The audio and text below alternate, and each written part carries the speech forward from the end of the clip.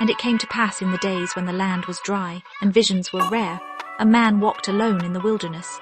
Even though he wasn't called a prophet, his words carried revelation that came from the Spirit of God. Neither was he called by men, but there was a stirring in his spirit that gave him no rest. He said within himself, "Why is the path of man hidden from his own eyes? Why does he fall beneath the very ground he was born to walk upon?"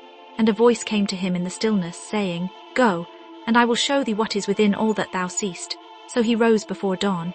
He fastened his robe, set his face toward the east, and began to walk across the barren hills of Gilead.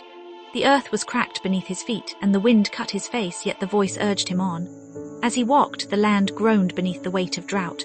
Rivers had turned to dust, and the cries of the people rose day and night.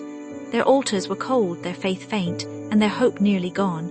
And the word of the Lord came to Elijah, saying, "Speak to the people so that they will know who to serve." So Elijah came forth from the wilderness and stood before the king. He gathered the people to Mount Carmel and said, "If the Lord be God, follow him." The prophets of Baal cried out from morning till evening, but there was no voice. Then Elijah repaired the broken altar of the Lord, laid the sacrifice upon it, and prayed, and God accepted his sacrifice. And now hear the word of the Spirit, for the story does not end here. It continues in every man whom the world has cast away. There was a man named Jephthah, a warrior rejected by his own blood. They said, "Thou shalt not inherit among us," and they thrust him out in shame. But when the time of battle came, when the land cried for deliverance, they remembered the one they had forsaken and sent for him.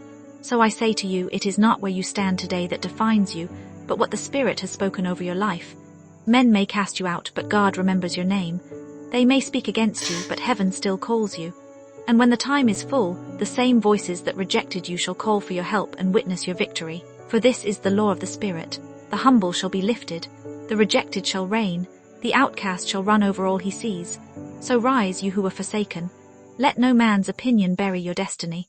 The Lord who lifted Jephthah shall lift you also, and you shall run over all you see, for the power that called you is greater than the pain that shaped you.